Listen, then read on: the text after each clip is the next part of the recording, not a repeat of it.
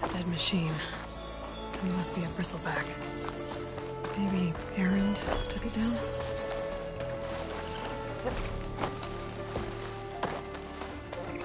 Ground soaked with acid. Did the bristlebacks do this? It must be chain scrape. Taruf said I could get my bow upgraded in there. Might be able to tinker with my other gear, too.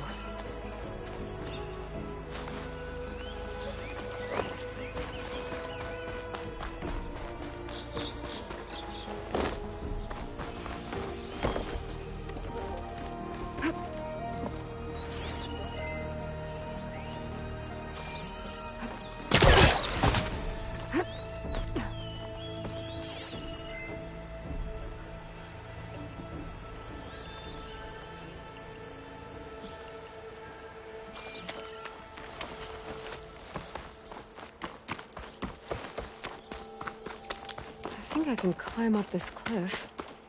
I wonder if there's anything interesting at the top.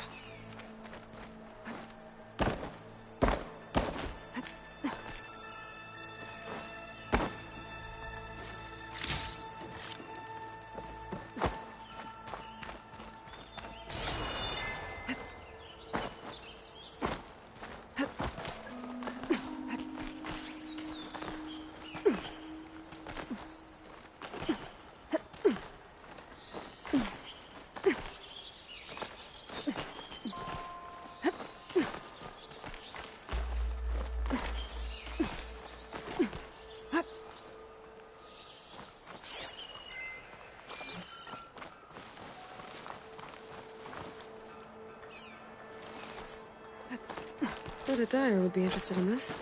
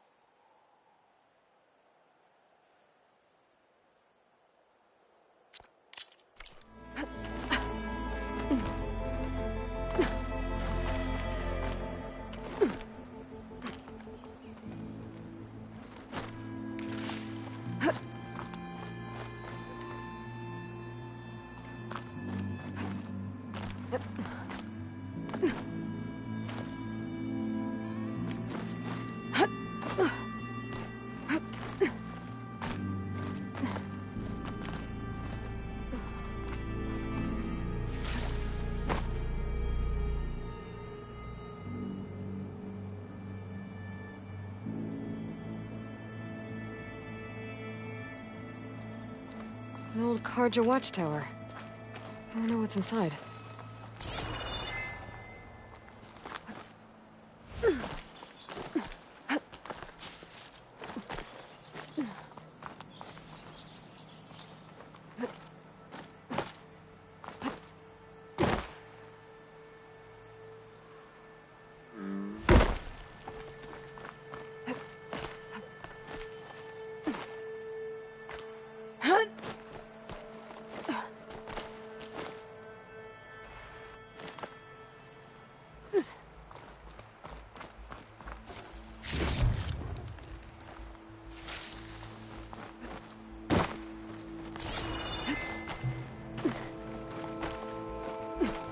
I'm getting strong color out of this.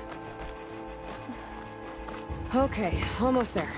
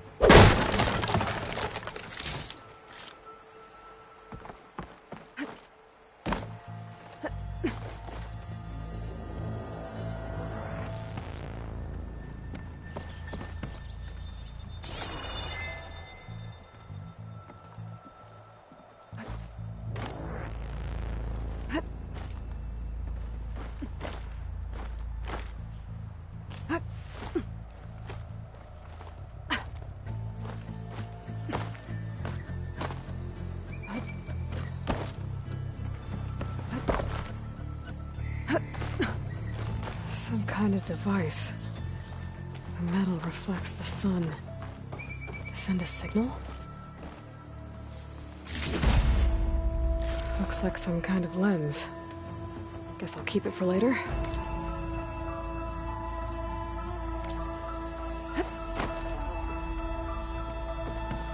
I can almost see the entire...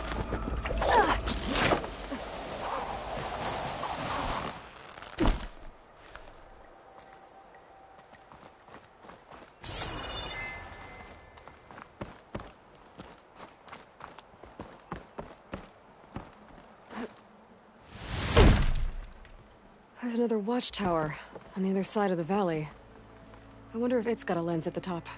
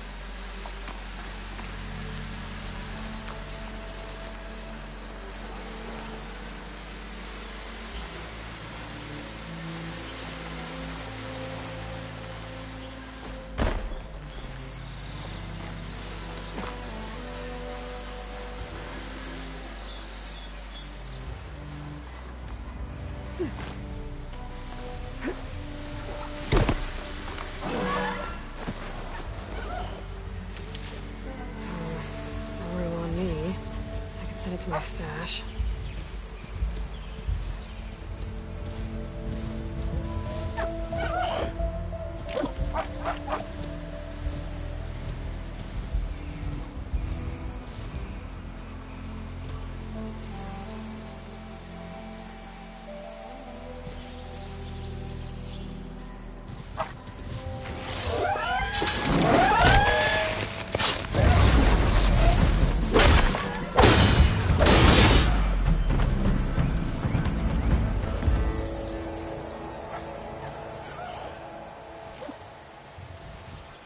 I can't override that machine. But I could learn if there's a cauldron out here.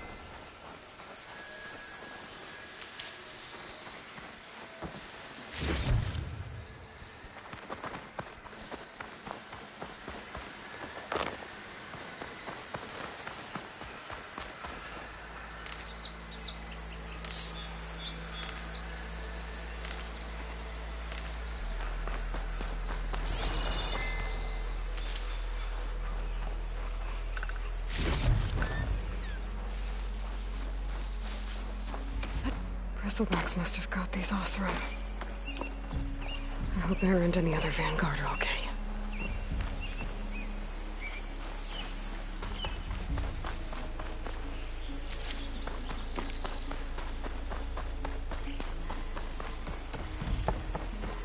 Outlander approaching. Is that the Savior? Wanna come in, Savior?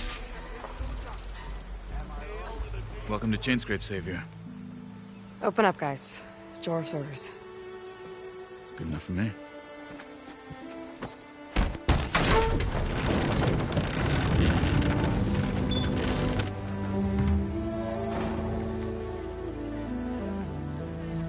By the Forge.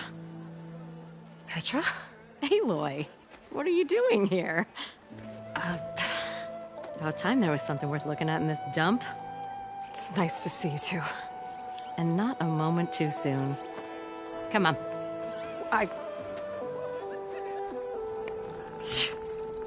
Damn brewery's the only thing I can count on in this place. Yeah, I heard. Machines, work stoppage. Oh, those are just the latest malfunctions. Chainscrape's always been a few tools short of a kit. And right there is the biggest tool of all. Our land, not our problem. The Bristlebacks are everybody's problem. Roland? You've heard of him, Yeah. but he's a story best told over a cold beer. Petra. I'm just passing through. I'm headed west. Oh, There's an embassy at Barren Light I need to make happen, and then I keep moving. ah, of course. Bigger gears to grind. Well, Flamehair, good to see you. You've got to move on. Petra, But if you want a cold beer and a few laughs with an old friend, come find me at the brewery. Your choice.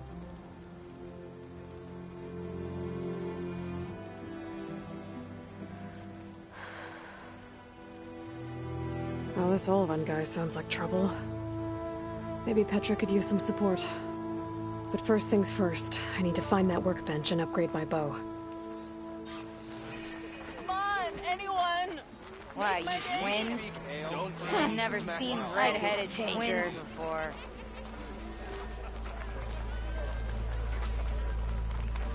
Red hair and design is genius, you know? We are on the same side here, Olvan. The Bristlebacks threaten us all. Oh, drop the act. We all know it was the Carja who let the Bristlebacks into the valley, sent them straight through the gates of Barren Light. That is preposterous. Why would we let dangerous machines into our own Eyes land? up here, brother! You mean the land that honest Osram laborers work tirelessly with no say in its governance? The land that, should you sign the decree, Oh, you and that damned concession decree. would be managed by the people who actually live and work on it. What do you want, Ulvund? Some kind of payment? My dear magistrate, you think I can be bought? If you want that whistle blown, all you have to do is have your soldiers remove the Bristlebacks and sign the concession decree. Face it, what other choice do you have? Hi. Savior, what auspicious timing. Might we discuss a matter of importance to the Sundom? We might. Later. Very well. I shall be waiting. So, the savior herself. Walloper of Derval, gutter of youth. Maybe. I've heard many tales of your beauty and heroics, my fierce lady warrior. Ulfund Freeholder, at your service. So, what could have dragged you away from the fine silks and wine of Meridian to this smudge of a settlement? Your saviorly attention must be needed elsewhere. I'm here for the embassy and... The embassy? Why, by the forge. Ah. Greater gears for greater matters. Guess that means you'll be moving on. Once I've dealt with any problems around here that need my... saviorly attention. Ah, the Bristlebacks, of course. Got to get rid of them if you want that embassy to take place. Well, let's get to it, hey? And off you go. Not so fast. You don't seem to have a high opinion of the magistrate? Well, I refuse to play nice to some fancy-robed parchment pusher when my fellow laborers are being bullied, intimidated, and taken advantage of. How noble of you. Noble, ha! Born with a hammer in hand, I was. Nobody handed me anything or dropped opportunity into my lap. Everything I've achieved, I've done on my own. And where is this hammer now? The, burden of leadership forced me to set it aside. The Carja risk nothing, while demanding that good Osram gamble with their lives out there. Someone had to step up and say no more. You ordered the work stoppage? Indeed I did. We're laborers, not soldiers. Until the Carja clean up their mess and give us the fair deal we deserve, I'm not risking Osram lives. Fair deal? You mean your concession decree? It's not my decree. It's on behalf of all the good Oseram laborers of this land who do all the back-breaking work, while only the Carja reap the rewards. All we're asking for is the ability to share in this prosperity for a land worked by the people, for the people. Right. And just how much would be your share? Only an amount appropriate to my contributions to this community, of course. If Chainscrape is on Carja land, shouldn't a Carja be in charge? Who appointed you? The sensibilities of good Oseram folk, of course. You think a Carja can head this whole venture? Ah! The magistrate can barely make the trek from Barren Light without losing a few screws. So you have no real authority then? People only follow you because you say so. Loudly. Anyone who has followers has authority. I've been with Chainscrape from the beginning. I mean, I'm practically its founder, and its honest folk know I'm indispensable to its success. You said you founded Chainscrape. Somehow I doubt that. Practically founded, I said. I alone saw its potential when it was just a smattering of tents in Barren Light's shadow. I invested in the mine, convinced some friends back home to do the same, and here we are. You could say Chainscrape is what it is thanks to me. Oh, so you're not just standing around and profiting off everyone else? Not at all. Sure, I make a little return on my investment here and there, but my main priority, as it was from the beginning, is to look after the well-being of these honest, working Oseram. Where's the whistle? Right in the middle of town, but with the threat out there, I'm not endangering innocent Oseram lives. I'm going to clear out the bristlebacks. And when I'm done, this valley is going to get moving. If that's what it takes. Until then, I'll keep looking after the safety of these good folk. Just be ready to blow the whistle. Better see what that Carja magistrate wanted. I bet he's in the tavern. Still here, I see. I have other places to be. By all means, don't let me stop you.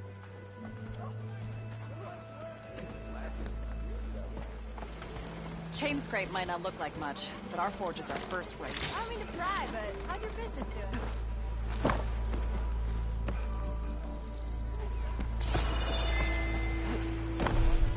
That hurt!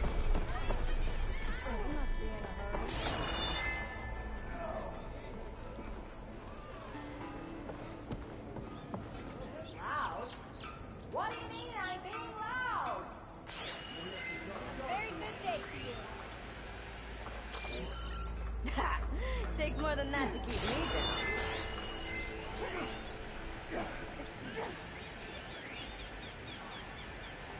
Took a hammer to your head? I'll come find you later!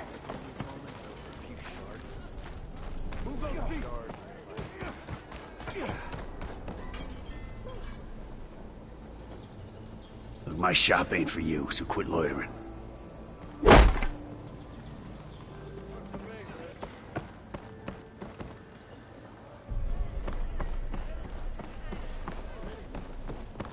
You gotta move! You gotta move! That's it! You wanted to speak to me? Well, you know better than anyone it's a dangerous world out there, and not just against machines. Name's O'Dirk. This here's my training pit. Best place to practice close combat this side of the Forbidden West. Say, I wonder who'd win in a fight. You, the Savior of Meridian, Champion of the East, or the Enduring, Master of the West. Who? The Enduring, a legendary Tenakth fighter, the Master of Masters. I've heard the Tenakth have training pits just like this one. It's how the warriors get so fierce, see? And only the very best from the pits get to train with the Enduring.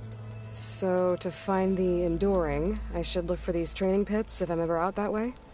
You'll have to go far if you do. The Tenakth are split into 3 clans. 3 clans, 3 capitals, 3 training pits.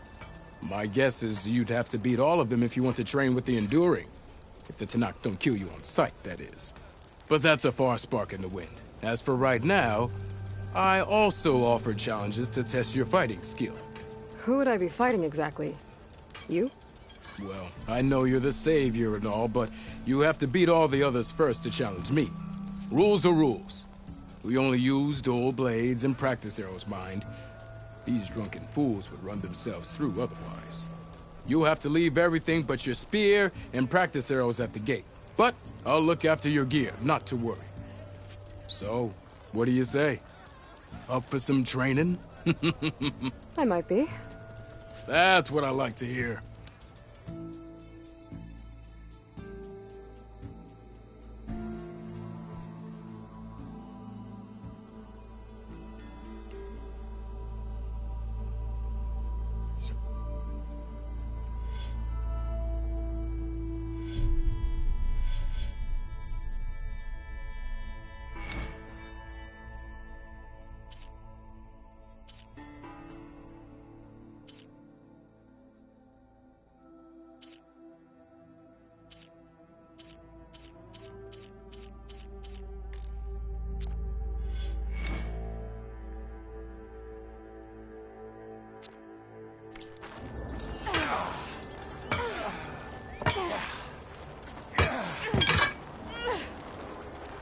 Thought Nora stayed in their sacred land.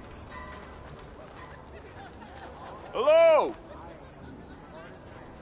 I wish someone would take down these bristlecats already.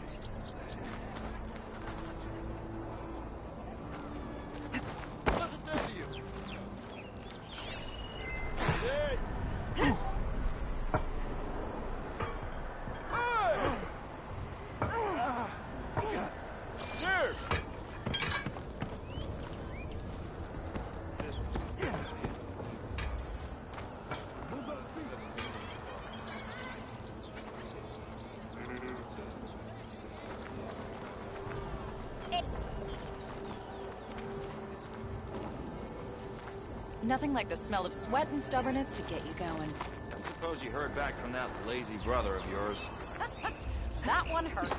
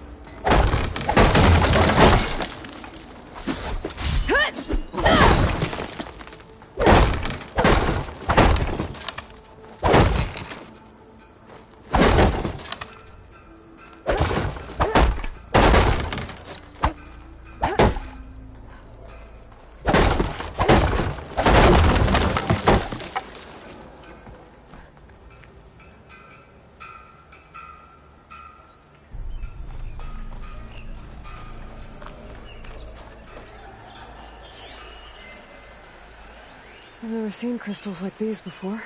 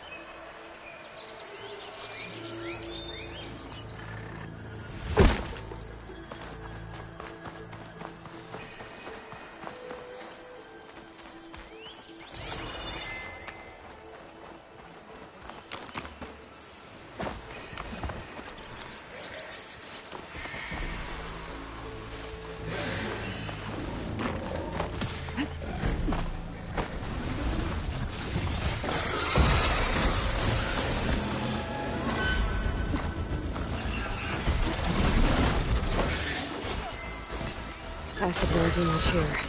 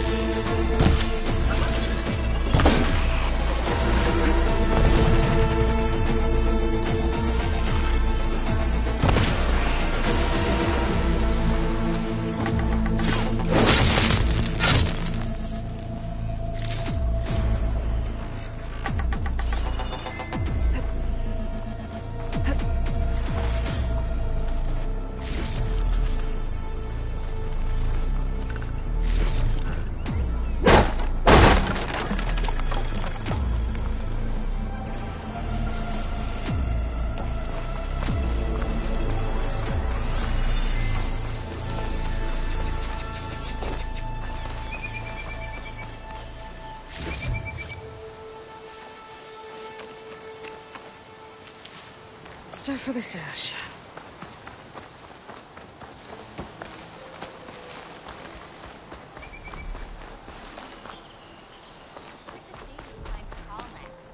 I want to try that too. No, that's not her. Can't be.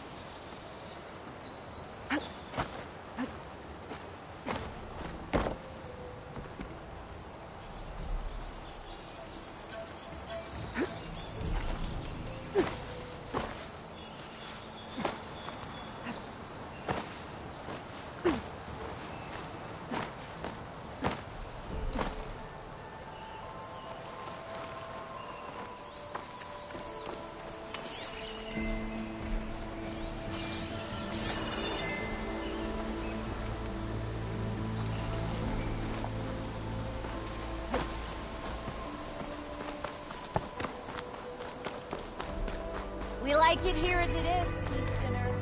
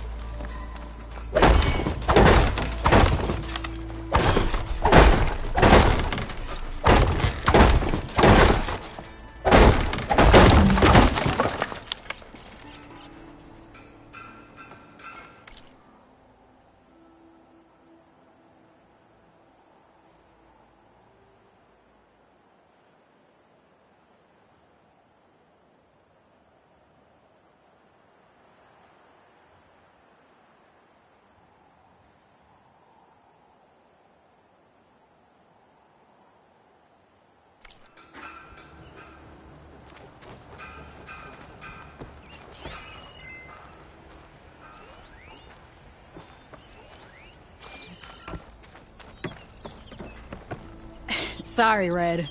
We're closed.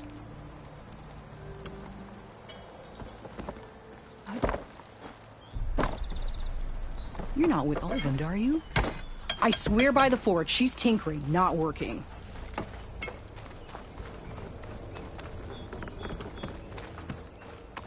How goes?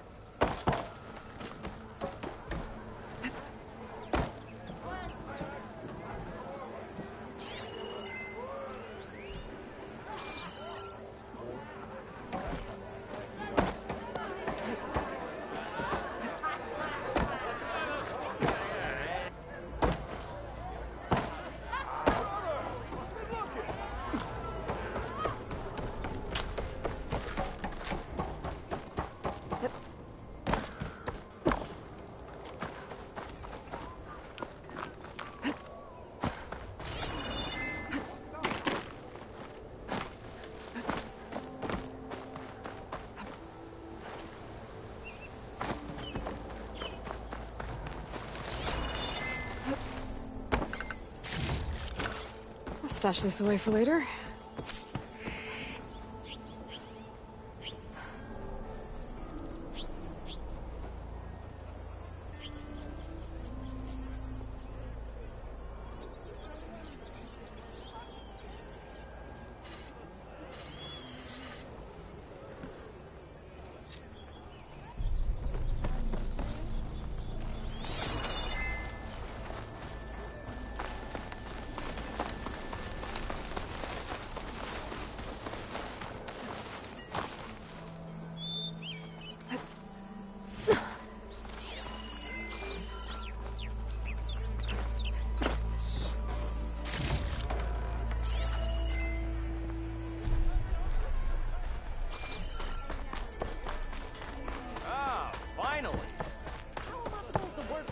Not again.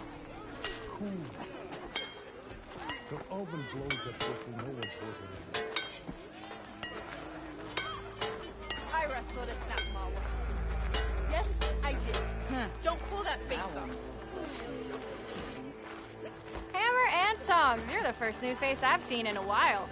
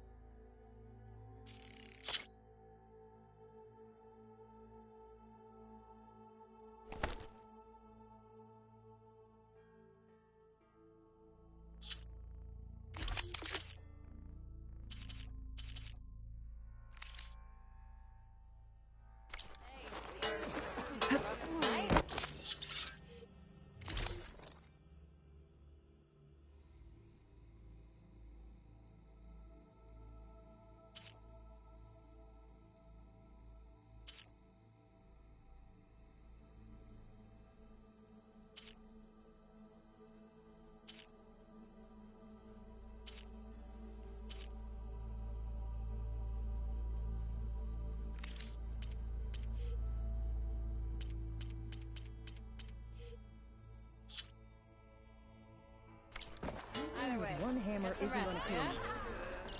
Unless Ulvin and his cronies hear about it. Now leave me be. Shop looks closed. Yep. Can I still use the workbench? I ain't gonna stop you. Workbench is free if you need to take it away.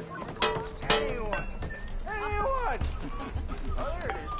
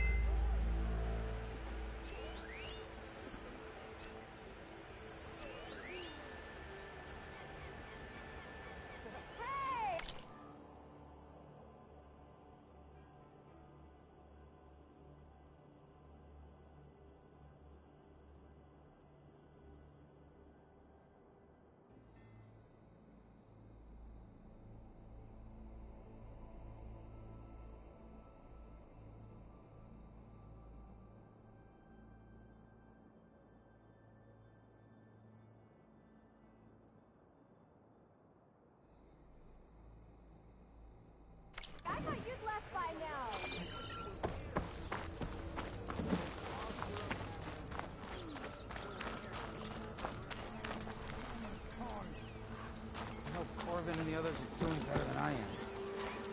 Looking sharp as ever. I'll come find you later. What happened to you? That damn mine is what happened to me. It won't be the last injury if Ulvin keeps shoving those tongs into those tunnels. What mine? Northeast of Chainscrape, where the river ends. I told Corvin we should stop when the first cave-in happened, but Ulvin probably threatened to cut off our pay. Or worse.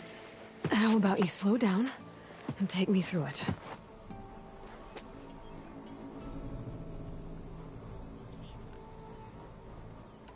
You mentioned you were injured in a cave-in. Yeah, a couple days ago. That's how I hurt this blasted leg. Corvin and the others were opening a new vein while I was checking on an older one. As soon as their blast hit, the tunnel I was in collapsed. Might have dodged it if I wasn't running on barely a spark of sleep.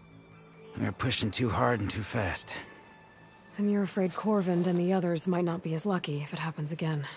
Mm-hmm. Hit the nail right on the head. How come Ulvin's in charge? Don't these mines belong to the Carja? Try telling Ulvin that. He brought in all the backing to get them open. Might as well own them. Fire and spit. You ask him. He owns us as well. Who's Corvin? He's their foreman. And a damn good one. The kind that knows how to deal with management when it gets unreasonable. But Ulvin... his demands go beyond unreasonable. Corvin's been doing his best to appease him. He even blamed himself for my injury when it was Ulvin who ordered the extra shifts. Sounds like a good guy. That's why we all put up with the long hours and lousy conditions. But if the whole mine becomes unstable, I'd rather suffer Ulvin's wrath than die buried in rubble. I could check in on your crew if I'm in the area. I would appreciate that. Thank you.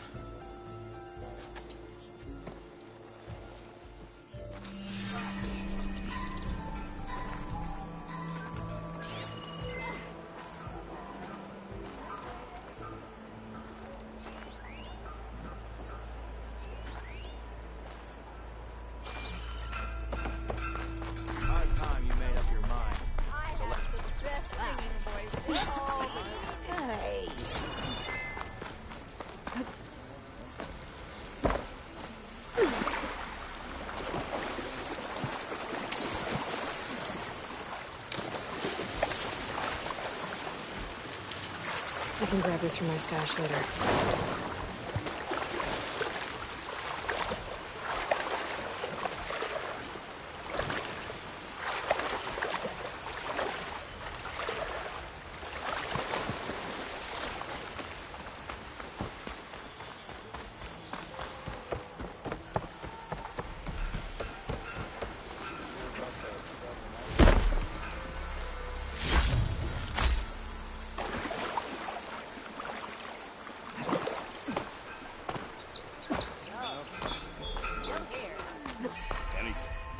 Be welcome, Raymond. I bet you've got the story to tell.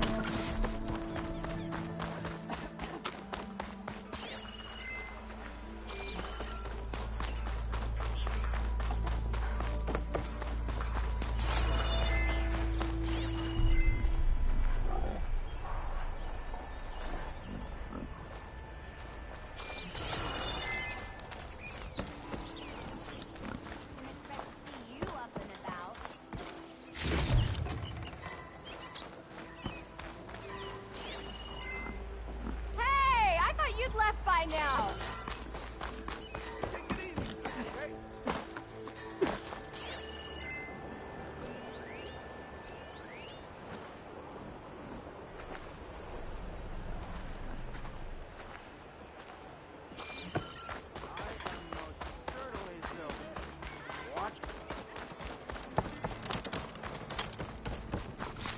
Who said that?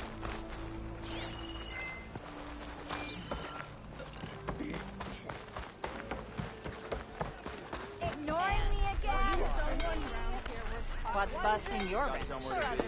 Sorry. Watch out! Monsters coming through!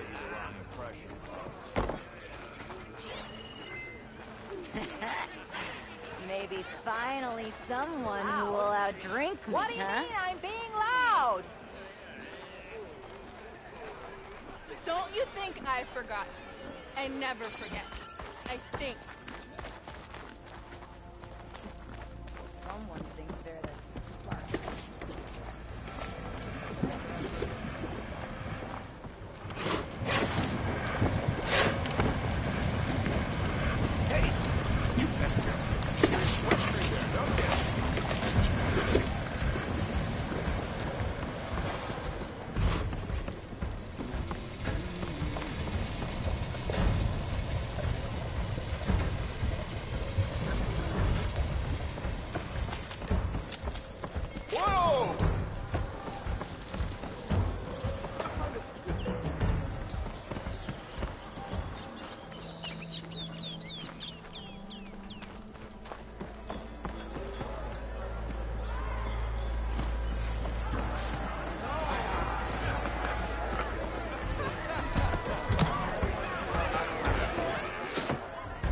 Hey, Mildef. Mildef. I took some of your stew last time I went into the wilds. Kept me going for a week. Felt like I could have put a strider in a sleeper hole. Enjoy it while it lasts. Sounds like you're serving up some impressive provisions here. Not again. You can have the discount too, but you'll have to come back later. I think you have me confused with someone else. Olvin didn't send you? No. Oh, my apologies. It's just that his minions won't stop pestering me. Now I've even worn out my special grill. Since I'm in the midst of a crisis, perhaps you could skip to what it is you wanted? Some of your food? Of course.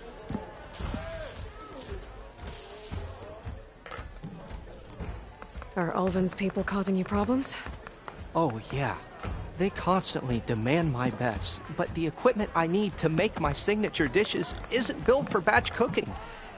And don't get me started on the Ulvin discount they feel so entitled to. And if you refuse? I make meals, not trouble. How did you end up in Chainscrape? Heard about a new and upcoming town at the edge of the frontier. Where there's a town, there's a tavern. I was in need of work. So I got myself out here and started cooking. Some of these people had never tasted proper boars and berries stew before. Anyway, next thing I knew, people kept coming back. Guess they liked my food. Or the ale. Your last customer mentioned your cooking really kept him going out in the wild. Where I'm headed, I could use some of that.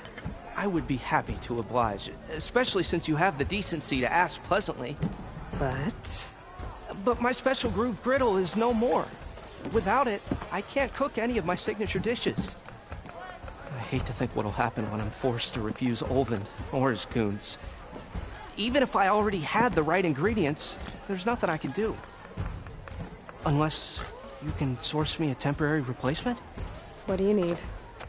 For the ingredients, a few pieces of decent wild meat, and I'd say a big handful of bitter leaf stems. That'll do. As for the griddle, a corrugated metal panel might suffice until I can have a new one forged. You'd likely find one in a scrounger pile if you follow the river to the northeast. Don't worry, I'll clean it first. You'll have no issue finding boars and bitter leaf on your way. Assuming you're as much a hunter-gatherer as your clothing suggests. Thanks, Mildef. I'll keep an eye out. So that's what gratitude sounds like. And don't let anyone push you around, okay? If you say so.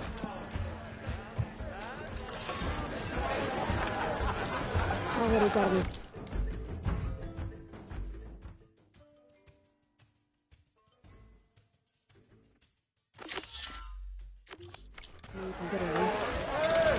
Grab another panel from Savior! Over here! Savior, thank you for taking the time, and my condolences that you had to endure Ulvin's bloviating. I've dealt with worse. It sounds like he's really trying to put you over the barrel. The idea that the Carja purposely let Bristlebacks into the Daunt, it's completely absurd. But the louder and longer he says it, the more support he'll get for his damned concession decree. How did the Bristlebacks get into the Daunt? No one knows for sure. The first report of them came from west of the quarry. But unless they have wings I don't know about, I don't see how they could have come over the mountains. No other way in. The only way I know about is Barren Light. Look, if you can get to the bottom of this, I can offer a considerable bounty in return. Help me shut Ulvund up. What is this concession decree that Ulvund wants? He wants the Sundom to designate portions of the Daunt as Oseram holdings. Only the portions, mind you, that produce any value. Let me guess. Because he stands to profit somehow? Exactly. With the Daunt under Oseram law, he could secure more investment for their numerous ventures. He can't get those investments without the concession? No. Not while there's a chance the Sundom could revoke their access. Hence, why the concession is so important to him. And why blaming the Carja for the Bristlebacks, no matter how absurd, works in his favor. How does blaming the Carja for the Bristlebacks help Ulvund get his concession? Look around. This may be the Sundom, but Chainscrape is all gears and rust and bad ale. Claiming that the Carja loosed the Bristlebacks in order to intimidate Oseram laborers into obedience. Well, let's just say no one here has forgotten the atrocities of the Mad Sun King. And with the Bristlebacks bringing work in the valley to a halt, Ulvund has plenty of time to pick at barely healed wounds. And if the Oseram refuse to work, unless the concession is signed, you won't have a choice. Correct. The reconstruction of Barren Light must continue. How did you get stuck out here? I asked for the posting, believe it or not. Overseeing the entire valley on behalf of the Sun King? It was an honor. Is an honor, I mean. But your job would be a lot easier without someone like Ulvund blasting hot air all the time? Ulvund's not going anywhere. He's been around longer than I have. Even fancies himself the founder of Chainscrape. Now, I'll find a way to live with him. I have to.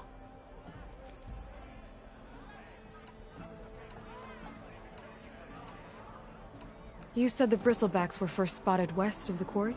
Yes, according to one terrified laborer, said the ground trembled before they came charging down the hillside. He took off and ran all the way here. Good place to start looking, then. If you learn the truth, maybe Ulvund will stop blaming the Carja for every problem under the sun, and maybe then he'll actually focus on rebuilding Barren Light instead. Yes, something else? I need to go. Of course.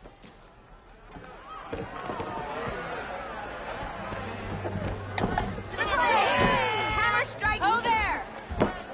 Enjoying wine, Laura?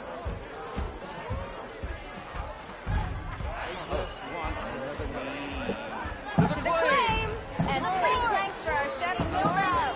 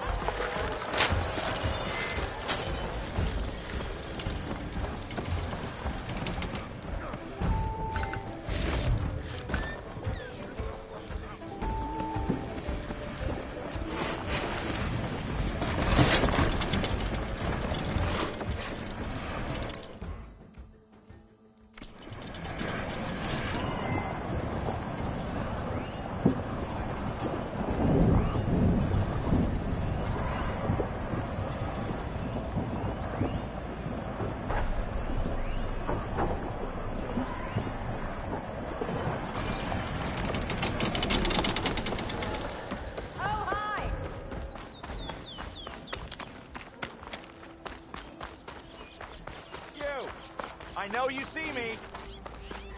Careful there.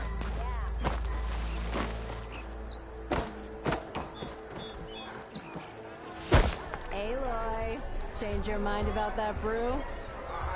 Hey, Ray. Fancy a game of strike?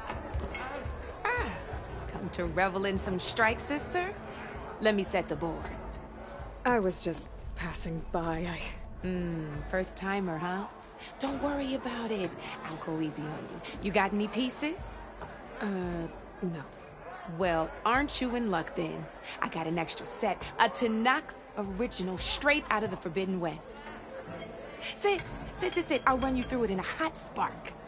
I'll give you something special if you win it on my boards, too.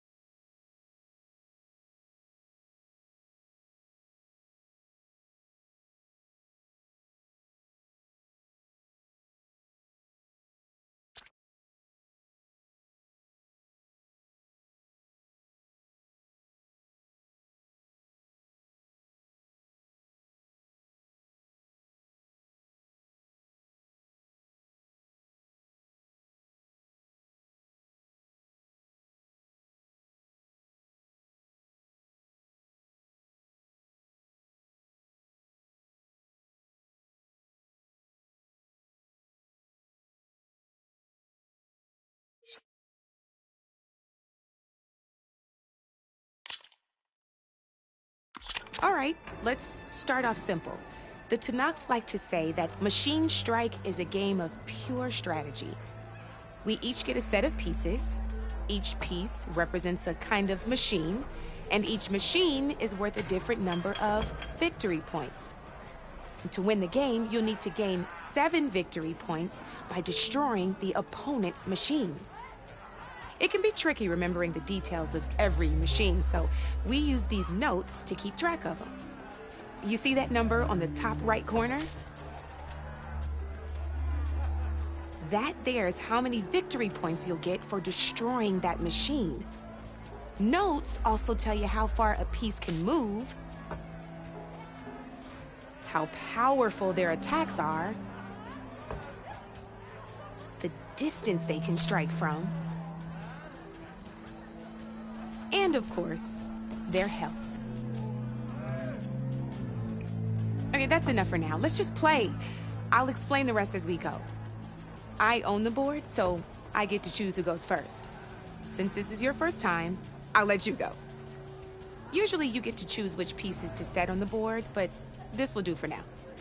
Pick up that machine piece to your right, and move it forward.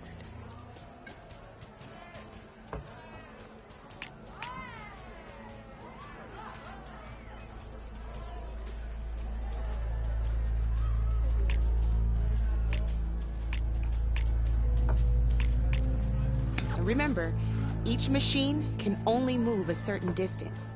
Take a look at your notes if you need a reminder.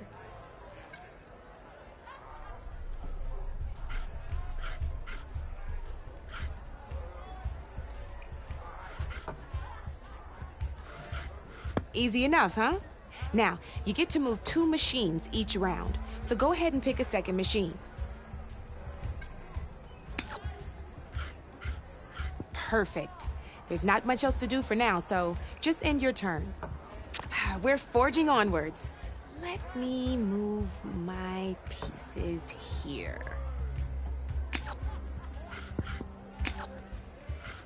And we're back to you. This time, why don't you try attacking one of my pieces? Try with that machine on your right first. Now move the piece close enough to attack one of my machines. When performing an attack, you'll be testing your machine's combat power against the opponent's. A machine's combat power is a combination of the terrain your machine is standing on and its own attack power. This board only has grassland terrain, which has no effect on a machine's combat power. And your current machine has 2 points of attack power. So in total, your machine's combat power equals 2 points. Since my machine isn't the one attacking, it has 0 points of attack power. And just like your machine, it's not affected by grassland terrain. So right now, the difference in combat power between the 2 machines is 2 points.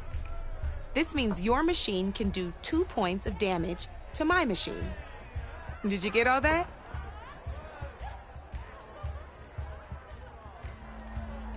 Knew you were a smart one. Finish up by attacking my machine. Not pulling any punches, huh? Now grab that second machine of yours. See how your machine can't move close enough to attack mine? You can make your machine sprint. That lets it move 1 space further. Try it out. Downside to sprinting is that your machine can no longer attack. Now, some players like to take a risk and overcharge their machine in cases like this.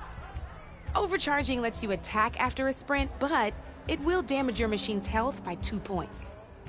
So use at your own discretion. Let's try doing that now so you can see what I mean.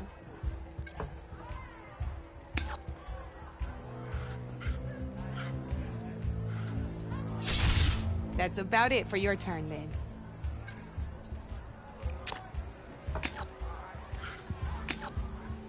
Now, I'll let you in on a neat trick.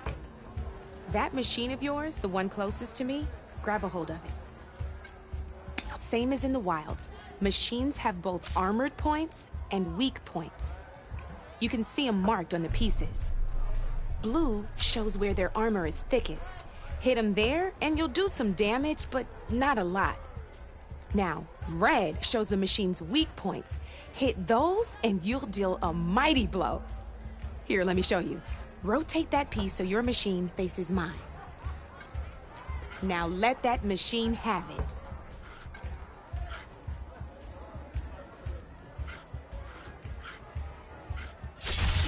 Off the board she goes, and there's your first victory points. You don't have 7 of them yet, so let's keep going. Your machine attacked mine, but hasn't moved yet. Go ahead and move downwards towards my remaining piece. You've already attacked a machine and moved your piece. But if you overcharge your machine, you can attack a second time. And by the look of your machine's health, you'd be sacrificing your piece to defeat mine. But sometimes that can be a good thing. Overcharge your machine to attack mine a second time, and I'll show you what I mean.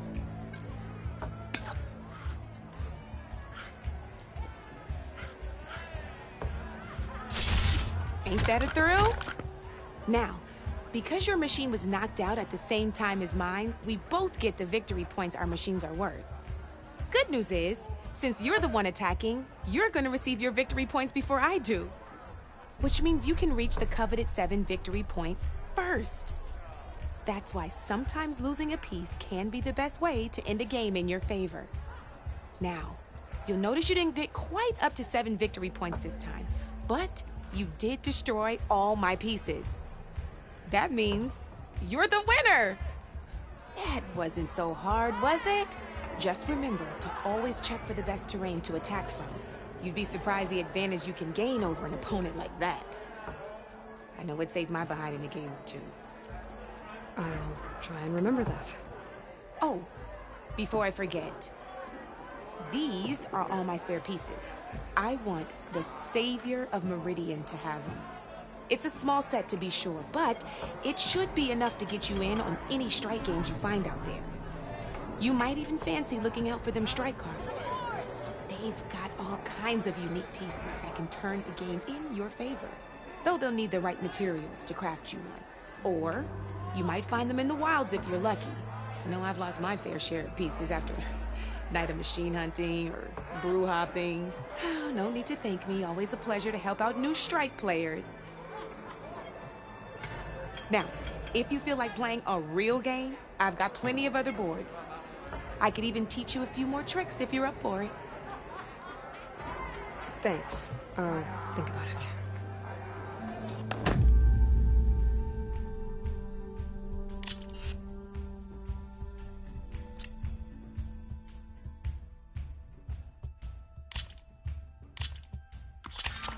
I knew I'd make a strike player out of you yet. How about this time I tell you how to use a board's terrain to your advantage? This one's got all the different terrains you can encounter in a game of Strike. Knowing when and how to use them can mean the difference between victory and defeat. Terrain mainly affects your machine's combat power. As you know, when fighting an opponent's machine, you compare its combat power to yours. The higher your machine's combat power, the more damage you can do. So finding the right terrain is an essential strategy for overpowering your opponent. Here, I'll show you. Grab that piece to your left and move to attack my machines. Now let's take a look at your machine's combat power. Combat power is the sum of a machine's attack power and the value of the terrain it's standing on. Since your machine is attacking, it's using its 2 points of attack power. It's also standing on forest terrain with a value of 1 point. Add those together and your machine has 3 points of combat power. My machine is standing on grassland terrain with a value of 0 points. It's also not attacking, which means their attack points aren't in play. So my combat power is 0. This means your machine can do 3 points of damage. Go ahead and test it out. There you go. Now, choosing the right terrain doesn't just improve your offense. It can also help defend your machines from attack. Grab your other piece and place it in front of my second machine. Since your machine is attacking, it's using its 2 points of attack power. It's standing on grassland terrain. This terrain has a value of 0. This means your machine's combat power adds up to 2 points. My machine can't use their attack powers since they're defending their position. But they have the higher ground. They're standing on forest terrain, which is worth 1 point. This means my combat power adds up to 1 point. Now, the front of my machine is colored blue. This means that the spot you're about to attack has armor protecting it, which means my machine gets an extra point, giving it a total of 2 combat power points. If we compare the combat power of both machines, you'll see that you won't be able to do any damage. Whenever you're unable to top an opponent's combat power, you can still choose to attack and break their machine's defenses instead. Go ahead, try it out and see what happens. Ha, see? When you break a machine's defenses, you can knock it backwards. Sure, both our machines will receive 1 point of damage, but knocking my machine off that terrain makes it more vulnerable to attacks. Not only that, if my machine had been blocked from moving backwards, it would have received an extra point of damage. And if my machine had been blocked by another one of my pieces, that machine would have received damage as well. That's why breaking a machine's defenses is a great way to deal damage to several pieces at once. Useful, right? Okay, now go ahead and end your turn. There's still one more thing I want to show you. All right, as we've seen, the higher the terrain, the more it'll add to your machine's combat power. However, there are 2 other terrains that work a little differently. This is what we call a chasm. Only flying machines can be placed on those. But it'll take away 2 combat points if you do, so be wary. This is marsh terrain. Landing on it will take away 1 combat power point from most machines. It'll also keep your machine from moving for the rest of the turn. Here, let me show you. Grab that machine on your left. See? All you can do now is wait for your next turn to move again. Or you can overcharge your machine to get out of there. You can still attack any nearby enemies so you're not completely helpless. Well, I think that's enough yammering from me for now. Promise it'll all come in handy next time you play.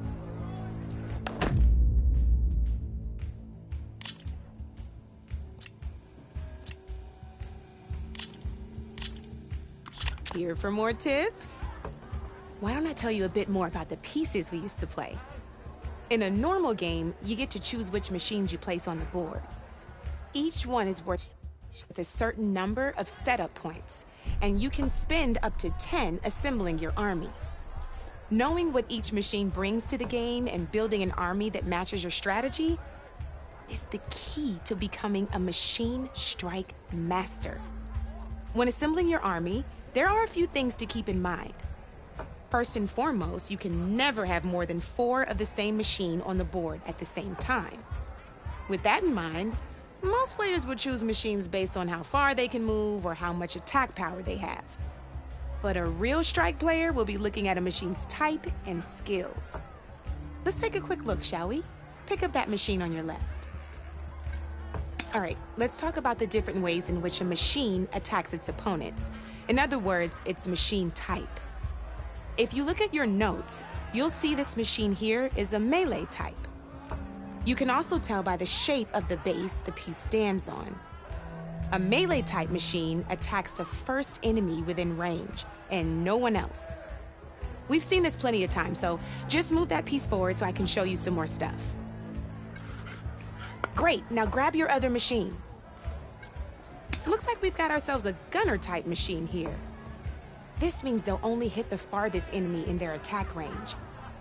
Let's move that machine forward and end your turn so we can take a look at the rest of the pieces. Let's go with this piece first. This is a ram type machine. Attack an enemy with it and it'll push the piece backwards. Like this. See, now my machine has taken over your machine's spot on the board.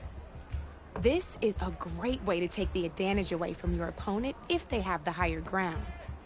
Looks like we have one more piece to look at.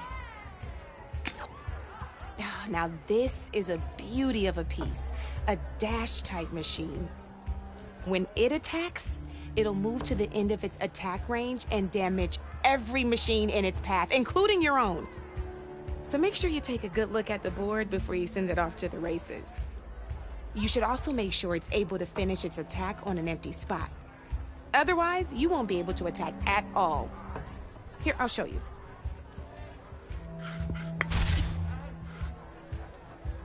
Look, it even rotated your piece. A nifty little piece you'll definitely want in your set. If you look at your notes, you'll notice this particular machine has one of the skills I mentioned before.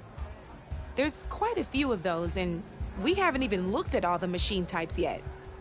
But I'm pretty sure you've got more important things to do, so I made you a list. It's got all the tips and tricks we talked about, too. I think that about does it for now, so if you want to play a real game, just let me know.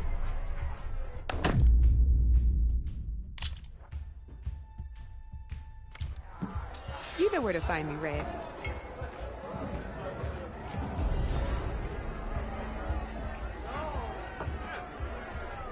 Come for that beer after all, eh?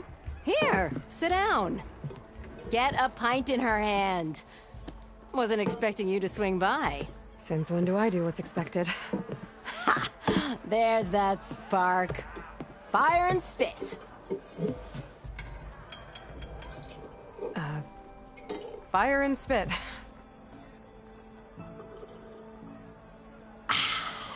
That's a blast from the bellows. Won't fix the forge, but at least I can forget about my troubles for a while. Like what? Take your pick. We got bodies to bury from the bristlebacks, the work stoppage, Olvin grating the gears about his concession decree. Hey! Weapons off the table!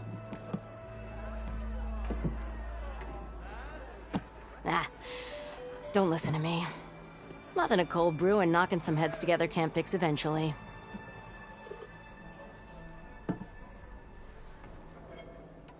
So the bristlebacks in the Daunt.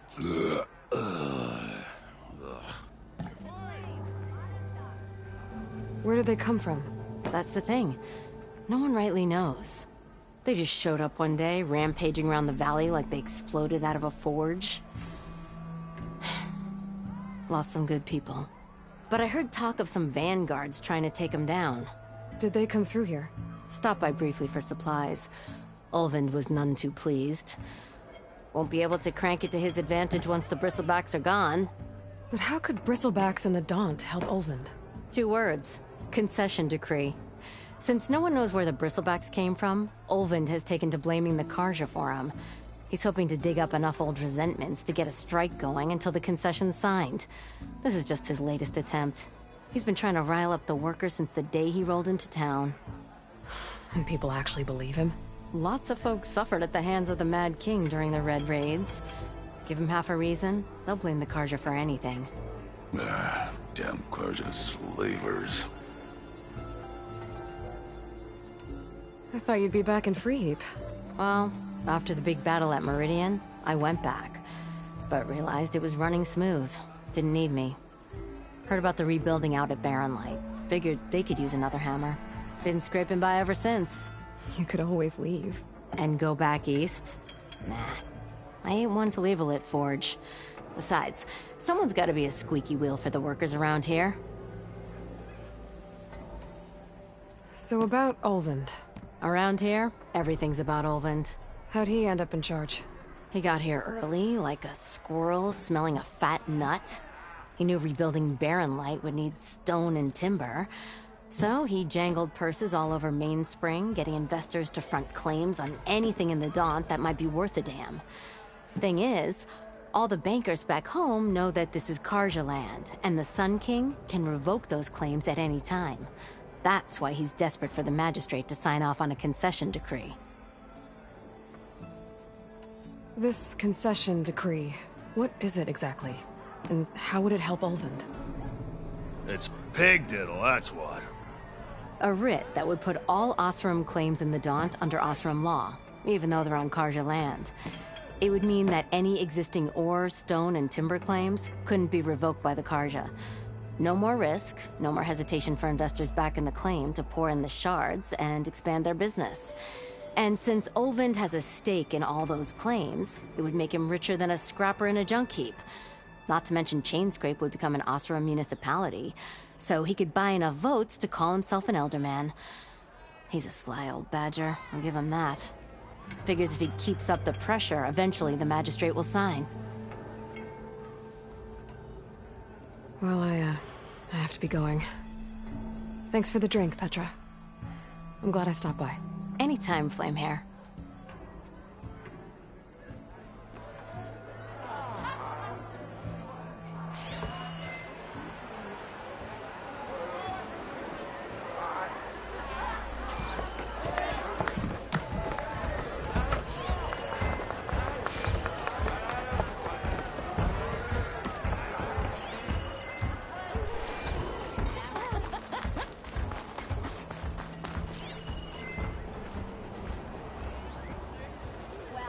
Come on, anyone!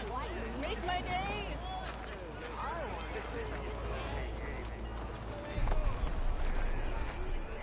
Didn't expect to see you up and about.